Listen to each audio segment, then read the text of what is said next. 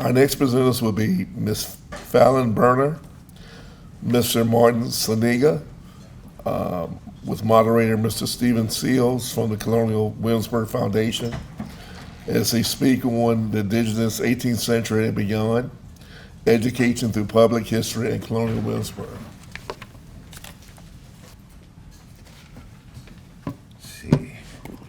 Good morning, everyone. I think wearing a suit was a bad idea. It's supposed to be November. Welcome to the Indigenous 18th century and beyond, education through public history at Colonial Williamsburg. My name is Stephen Seals. I'm the manager of curated programs for the Colonial Williamsburg Foundation. I will also be your moderator. In these probably about 30 or so minutes, the panelists here will discuss a number of topics, but after that, you all will also have an opportunity to ask questions. So there will be a Q&A after this as well, and I'll just help keep us moving forward as best as possible. But as time runs short, let me go ahead and give an introduction to the panelists here and start to present them with the questions that they will discuss, and then get to your Q&A as well. So I'll start with Fallon Berner. Oop, my phone likes to go off on me. Fallon Berner is the assistant research historian focusing on Indigenous history at Colonial Williamsburg. Originally from Yorktown, Virginia, Ms. Berner graduated summa cum laude with a degree in history from the University of California, Berkeley, and is currently completing her master's degree in history at the University of Saskatchewan in Canada. Her previous thesis, Healing Through Language, Revitalization and Renewal in Wendat Confederacy, won several awards, including UC Berkeley History's highest honors, the Matilda Morrison Miller Award for the History of the Western United States, the Rita Ross Undergraduate Prize in Canadian Studies, and the American Cultures Student Prize. She was also a recipient of the U.S. Department of State's Gilman Scholarship, a semifinalist for the Fulbright Scholarship, and UC Berkeley's 2019 nominee for the National Benecke Scholarship. As a historian, Ms. Berner's concentration is on the Wendat Confederacy, Indigenous Sinicomico, Virginia language revitalization, and the Atlantic world. Martin Saniga is a citizen of the Saponi tribe from the High Plains community in Person County, North Carolina, and Halifax County, Virginia. He has worked in the museum field for nearly 10 years and has been creating traditional artwork and teaching lifeway skills for nearly 25 years. He is currently the supervisor of the American Indian Initiative at Colonial Williamsburg, programming that portrays the integral role that American Indian nations play in the American story, especially related to influencing American democracy, independence, and culture. In 2021, Saniga coordinated with other Titaloo, Saponi-speaking tribal nation representatives to launch the Yesanachi, got that, Yesanachi language project to support language revitalization efforts in Tuvalu Saponi-speaking people. He currently lives in Richmond, Virginia with his wife, Diana Gates, and their two children, Nikonha and Hamonte. Welcome. So let's start with the first question for both of you. How do we tell an Indigenous history narrative at Colonial Williamsburg currently? And we'll go about 2 or 3 minutes on that. Go ahead. Are we on? We are. Oh, good. It's live. We've got hello to everyone here. Good morning. At Colonial Williamsburg, we focus primarily on 18th century and usually in the latter part of that century, around the Revolutionary period. But as an Indigenous historian, I feel like we don't have the luxury of narrowing ourselves down to those few decades. So my position is brand new as of this summer, and one of the things that I have done since I've come in is expand that. For Indigenous history at Colonial Williamsburg, we're covering all of the 18th century. And that has to do with the amount of resources that are currently available, the amount of Indigenous people that we have on record, and the story that's been told about them so far.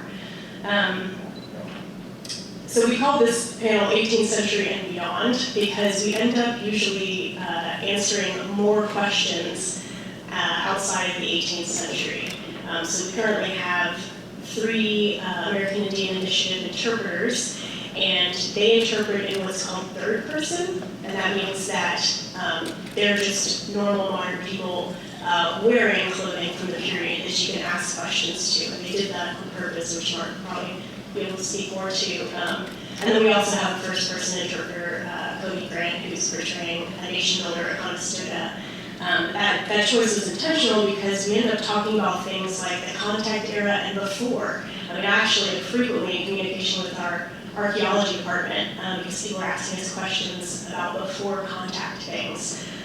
We end up getting a lot of questions that we have to answer that are around Jamestown. Even though technically we are an 18th century site, we need to be able to discuss the 17th century.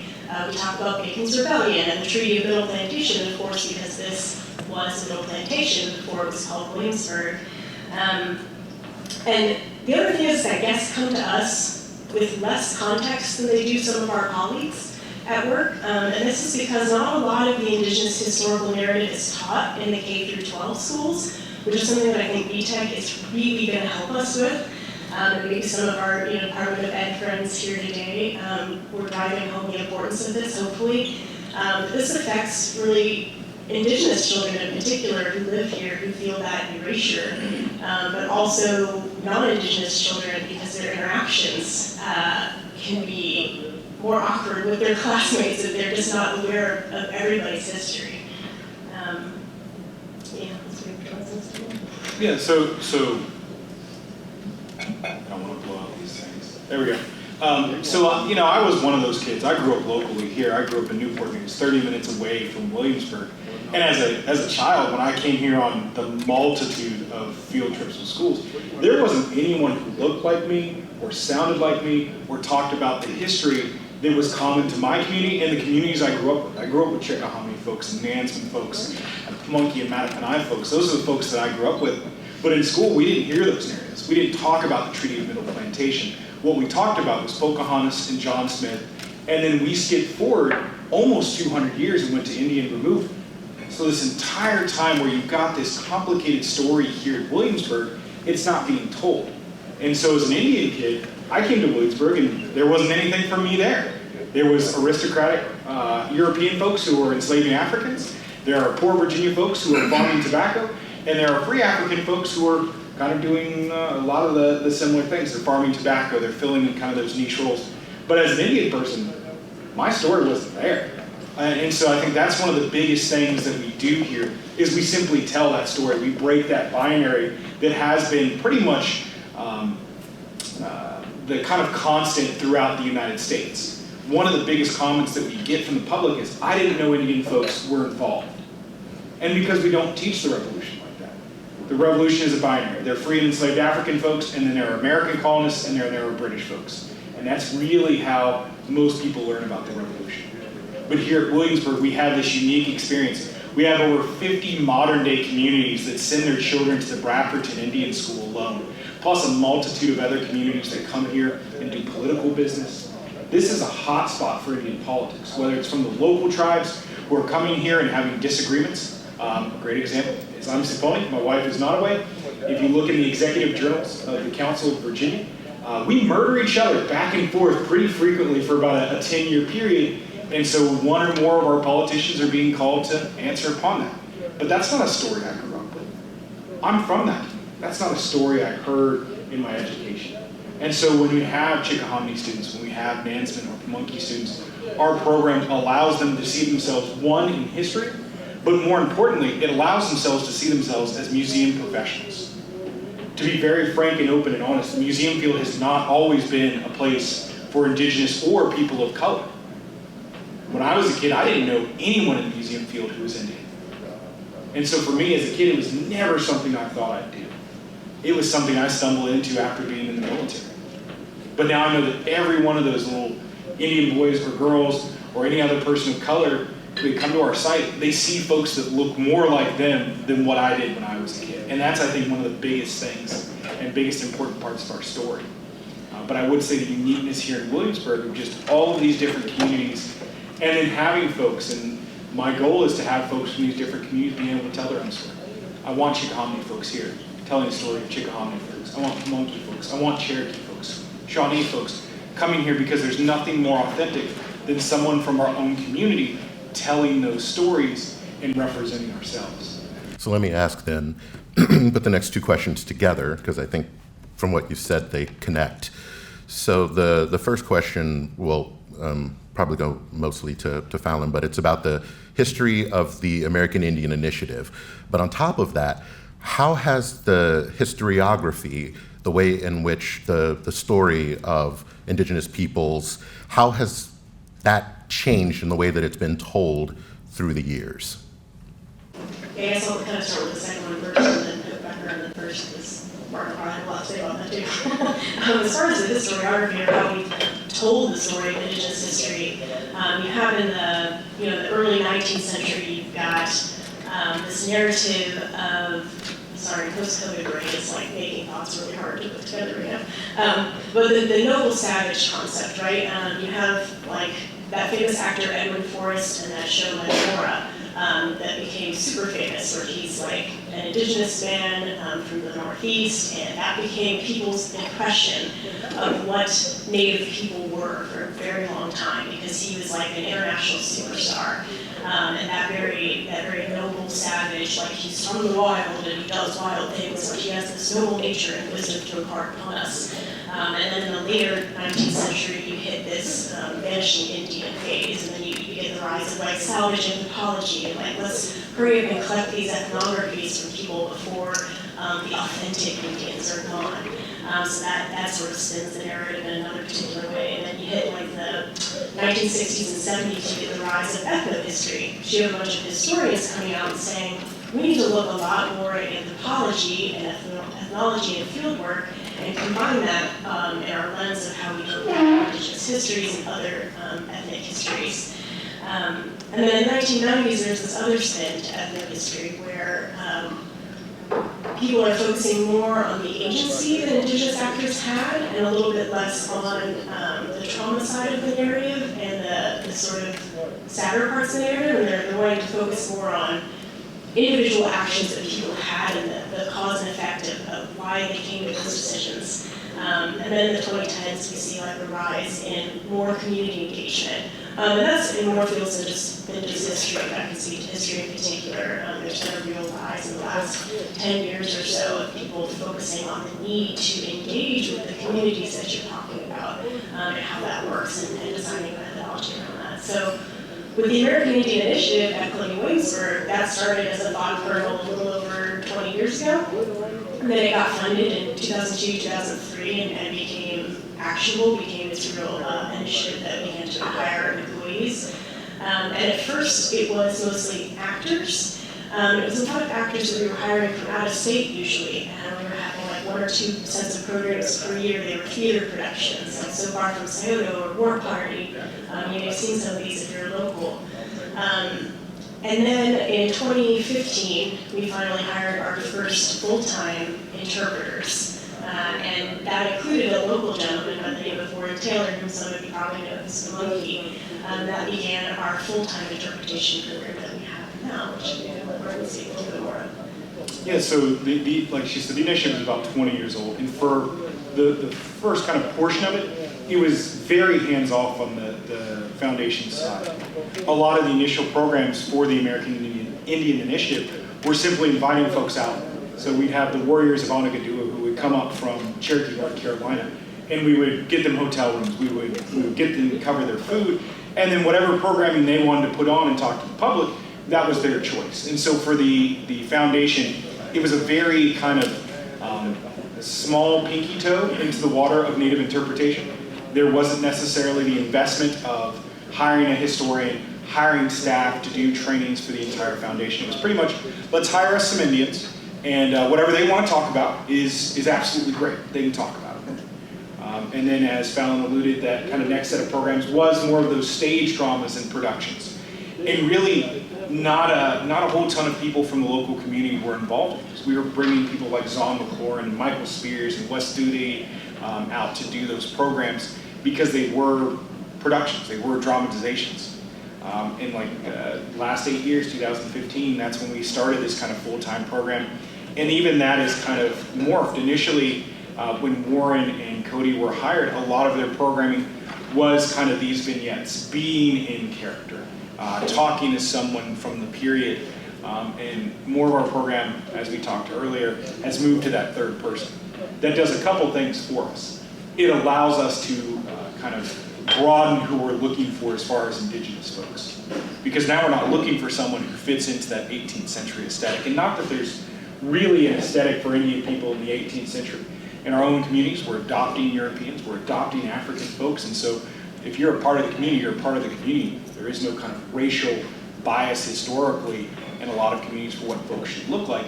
But for the American public, there absolutely is. They're definitely looking for someone who looks like they're out of a John Wayne or a Clint Eastwood. That's what they expect when they come see us. So I would say that that change has allowed us to give far more information, to give far more kind of backstory about why Indian folks are here and set up that narrative, really starting at colonization in 1607, moving towards the Treaty of Middle Plantation and explaining the kind of dichotomy you have between the local tribes that are on or in Virginia or along the Virginia border and those who are coming from outside. As far as kind of the change in pedagogy, I would say the change in like the last 20 years is the fact that there is an Indian story. 20 years ago, there was not. 30 years ago, there was no story. You may have seen images of us at the Hinnage. There may have been example of an artifact. They've had the Bumford trade gun for a long time in the collection here, and that was one of the only Indian objects in the Hinnage Art Museum. And even that is a European-produced object that is utilized by Native folks. And so now we're getting much more into telling our own story as opposed to being in the peripheral of that. Which brings us to the next question, which is about unpacking what it means to indigenize the narrative. Why is that important? And within doing that, what have been some of the biggest roadblocks that you all have run into with that? And we should have a good 6 or 7 minutes, though I know you probably want a lot longer for that. Well, why is it important to indigenize the narrative? Because quite frankly, it's a more accurate and more ethical way to tell history. I want you guys to zoom in on the first adjective I used. It's a more accurate way to tell history. There's a lot to history. As a historian, I think everybody makes this assumption when you meet a historian that they just know everything that happened in history. Like, we have specialties for a reason because a lot happened in a lot of places, even in one specific time period. So that's why we all have our own individual foci, if you will. But it's as if you've got a bunch of people standing on stage at the same time, but right now, the people that we see in historical narratives are people who are under like a tiny pin light. And those people who are under a tiny pin light are getting their story told. There's a bunch of other actors, historical actors, standing on stage with them who are part of this scene. They're engaged in this scene, they're a part of this historical event, but they're not being lit. And there is actually documentation out there that is just not, it doesn't make it into like K through 12 curriculum, for example. There might be individual like historians or anthropologists, individual scholars who are zooming in on those stories, but if they don't make it past our little scholarship realm of talking to each other in the ivory tower, if they don't make it into curriculum, then they don't begin to affect as much change into everyday general people's lives. And that's where I'm talking about how we end up answering a lot of very basic sort of like Indigenous 101 questions. That's part of why the guys do third person interpreting, because people just haven't had that education and coming to us. And there's a lot of historical narratives that have very little primary source that they're based on. But thousands of pages of ink have been spilled over these figures, right? Lots of fuss has been made over people. So a lot of times when folks say, oh, you're an Indigenous historian, it must be so rough because there's so little to talk about. Well, there's often very little to talk about in many historical narratives, and yet those narratives get produced. So I think it's a matter of focus. I mean, look at what Annette Gordon-Reed did with the Sally Hemings narrative, right? She takes a couple of lines from history, some precious kernels of information, and writes a whole book and wins an award. That's what I'm talking about. It's possible to do these things. We just have to be willing and desirous to shift that narrative focus. So I think indigenizing history is a useful tool. It's one of the things that we've begun doing with our coworkers. So Now at the Heritage Art Museum, during November, you have a program with Daniel Cross and Ron, and I can't remember Ron's last name, but they're the two gentlemen that play Old and Young Washington. They're doing a whole program on their interaction with Indigenous folks, starting with Ali Equipa, kind of the Washington's first foray into politics and not understanding matrilineal societies and ignoring this Seneca head woman and her sending a runner out and saying, hey, you were supposed to come meet with all the political people and you have not come to address me. You need to make a correction on that. We fast forward to his interactions during the 7 Years' War with Thomas Stepp, who's a Nottoway man who goes to the Brafferton and is integral in securing the Catawba forces and Catawba Nation fighting alongside the British during the French and Indian War. We skip ahead to the Revolution and we talk about Polly Cooper, who is Oneida, and her interactions at Valley Forge, where they bring 600 baskets of corn to feed the starving soldiers there. And then we kind of end with Red Jacket and his interactions with President Washington. Everyone knows Washington. They can pick him out of a crowd. They've all heard stories about him. But what they haven't heard is stories with Indigenous people. The same thing, we have kind of leveraged our most famous French character here, the Marquis de Lafayette. He does a program called Marquis, or the Lafayette in Kilewa. He's adopted Oneida. We have French visitors who know the Marquis, who know his history, who know him fighting in the French Revolution and his actions there, who have never heard about the fact that he's adopted Oneida, that he has sponsored young Oneida men to come to France to live with him, to gain an education. And the fact that one of the few personal objects from Lafayette's life that we have still around, we have his epee, which is a sword, we have one of his epaulets, and then we have a moccasin that's given to him by the Oneida. We have 3 items from the Marquis' life in museum collections, and one of them is a native object. I think that's telling about how important indigenizing that pedagogy, indigenizing native history is, and giving that extra lens.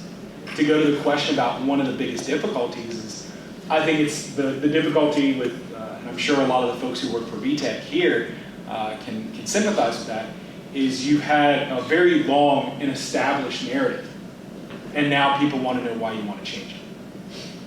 And I think that's what we have to do. It's not that we're changing the narrative. We're not changing anyone's history. What we're doing is we're adding to the story. You have this main story of the United States and its founding and the role that Williamsburg plays here. And now you've got all the offshoots. Native history is that offshoot. It's integral to the story here.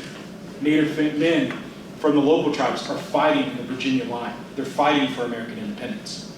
They're here at the shops. They're interacting with men like Washington. The Pamunkey are going to Martha Washington's childhood plantation.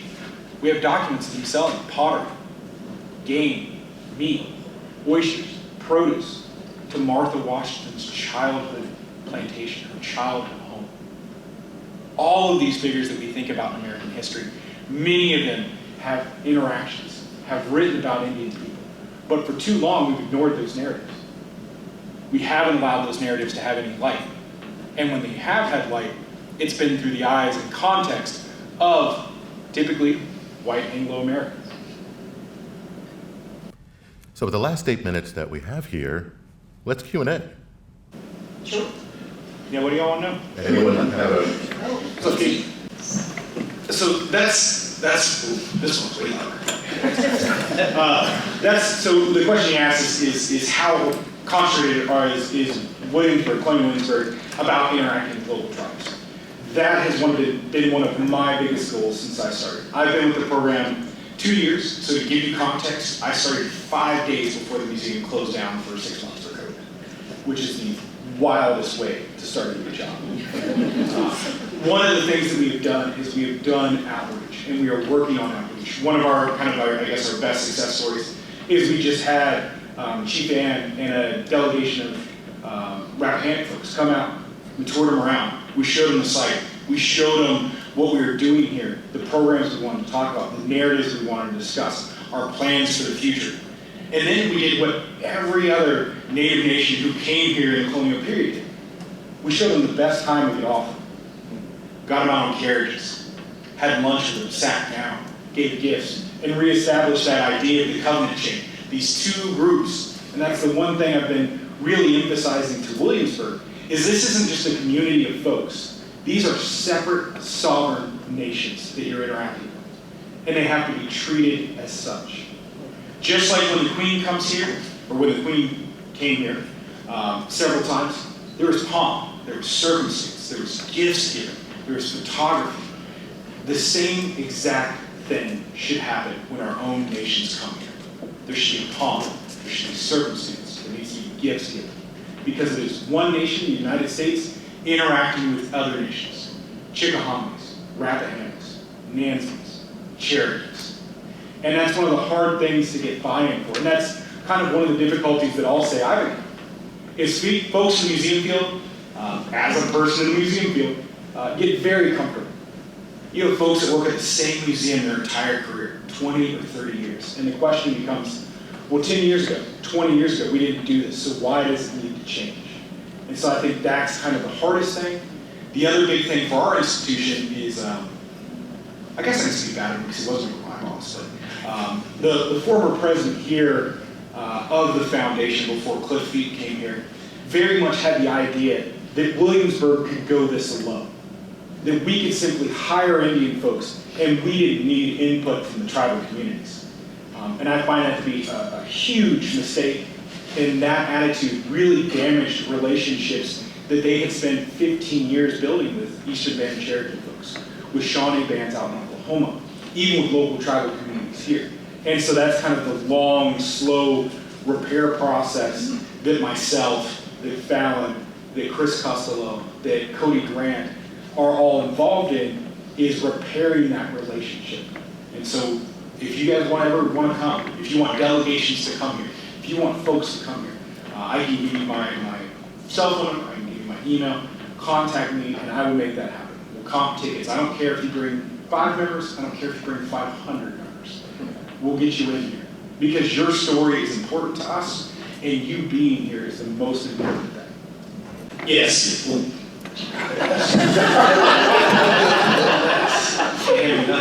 So the short answer is yeah. The biggest thing that kind of holds back our ability to craft these different programs is staffing. That's our biggest issue. So there is about 2,000 people that the foundation employs. About 5 of us are Native. We've got the 3 of us who do frontline work. Well, 6 of us now, I guess. 3 of us who do frontline work. We have 1 intern who does frontline work and research. We have Fallon as our historian, and then we have a woman named Felicity who's over at the Rockefeller Library. And so there's dozens of programs that we want to create. And we're simply kind of spreading ourselves thinner and thinner the more programs we create. And that's really the conversation I've had with Cliff Lee, with Beth Kelly, with our leadership is recruitment is our biggest issue. Right now, we have a paid internship that is open, that supplies housing, which is awesome. We also have 3 full-time positions that have benefits, that have leave, that have paid vacation. And we haven't had anyone apply for those 3 full-time positions in probably about 6 months to a year. And some of that is our visibility. Chief Atkins and I spoke at a lunch that there's probably folks in his community, they're about 35 minutes away, Chief? You're right. About 35 minutes away, who have no idea that this program exists here in Williamsburg. And so the biggest thing we're working with is our media and our marketing and our development and our social media colleagues to kind of bring that visibility out. Right now, if you Google Colonial Williamsburg, you're going to have to go several pages in the images before you find Indian folks there. And so if you've got folks in these different communities who are applying for jobs, they're not going to see Indian people if they even Google Colonial Williamsburg, if they even know that Colonial Williamsburg exists. Which is something we're working on with marketing, don't you worry. Yeah. So that's kind of the big thing. This is a really holistic view. Not only are we trying to increase our interpretation, so this winter we're developing characters to be in one of our street programs called Intersections, which is kind of a day in the life program. So we're developing a local tributary person who's coming into town, and that's taking place in the 1776 program. likely looking at him or her either being the parents of Robert Marsh, who's a Pamunkey man that we know enlists in the Continental line, or his wife, who we believe he's married to at the time, pretty much coming into town to do business and discovering that he has left the Bradfordton and in fact enlisted in the Continental line, in the Virginia line. We are looking at a 1775 program where one of us will portray one of the Shawnee delegates who are here in town. And these are short programs, they're 15-minute programs, but the amount of research that goes into developing that in a way where we can carry on a 5 or 10-minute conversation with guests in character still is very extreme. And that pulls us away from other stuff.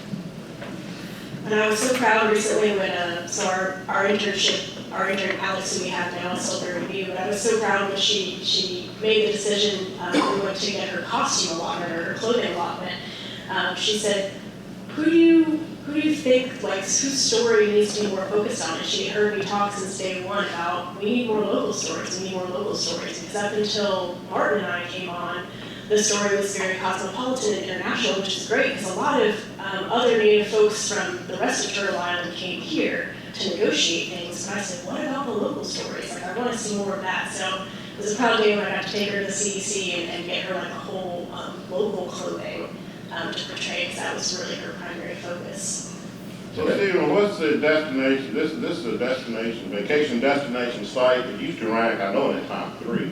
And it's probably pretty high now. So I guess the point I want to illuminate, it's just an ideal site to tell this indigenous story. So It is. And folks know this helps their bottom line. Oh, if you include it, you will increase visitorship. So there are, I just went out to, we just got back from a conference 2 weeks ago in California, which is the Native Alaskan American Indian Tourism Association. And so looking at our international visitation, there are 4 things that people come to America to view. They go to New York, they go to DC, they go see the Grand Canyon, and then the 4th in general is Native tourism. We're an hour and a half from DC. We have a metropolitan story where we represent 50 modern day descended communities. Cherokees, Shawnees, Chickahaws, Pamunkeys, Mattaponies, Nansans. We can highlight that story here on an international stage. And that's my goal for the foundation. It's for it not just to be Colonial Williamsburg, but for there to be a known international program that simply draws people here. Because of all the different indigenous stories that can be told here and can't be told anywhere else. There's no other city in this country that has as many indigenous stories as we are able to tell here. We have a once-in-a-nation opportunity here, and I refuse to let the foundation fail on that. Yep, and as one of the 2 program development managers for Colonial Williamsburg, the other one sitting over there at that table, we are in the belief that the story needs to be told absolutely everywhere. So with the last 30 seconds that we have, because I want to make sure that you have lunch and I have a lunch as well, I want to give Fallon the last 30 seconds if there's anything that you want to say before saying thank you to everyone. Yeah, just because we have a lot of our local community members here, and we definitely wanted to do a recruitment plug. maybe I didn't put that in the agenda, but we wanted to. As Mark was saying, we have open positions, and unlike, say, Jamestown, which is a state agency and has very, I guess, more strict hiring, we are privately funded, and so we can afford to be very selective, I guess is the most careful wording I could use there. And we would like to see a lot more local indigenous representation at our site. So whatever we can do to help and to partner in that way, let us know and reach out to us, and we're open to those conversations. I guess Fallon is the more diplomatic of the 2 of us. We're a private entity, and everyone who works within the initiative is a modern day citizen or a descendant of a modern day community. We only hire indigenous people to tell indigenous stories. And that's what I want, is for all these communities to have the opportunity, whether it's in an internship, whether it's in full-time. And I also want to say this, if there are things within your own communities, if you have powwows or events, and you want us to come out and talk, if you want us to come out and meet with tribal citizens who are interested in traditional life skills, who are interested in history, we are happy to do whatever, and whenever. We've come out to different powwows. Keith came out to Nancy several times when I was over at Jamestown. We're happy to do this. Every powwow this year, you guys. She's better than I am about that. I got 2 kids, so they're not moving to go, we ain't going. So. But I do want to say that the door is always open. My email is always open. If people want my cell phone is always on me. Call me, talk to me, ask questions, ask for clarification. If there are things that you see that you don't like, come talk to me, and I'm happy to have those discussions. For too long, there has been a wall between the foundation and Indigenous communities, and I do not want that anymore. This is our story, and it's our obligation to tell it, and it's the obligation of the foundation to have us here to recognize those stories. And it's our duty as the foundation to reach out to you, but always feel like pleased that you are welcome and you can reach out to us because you are. Thank you so much. Please enjoy your lunch. They will still be around if you want to have some conversations. Thank you so much.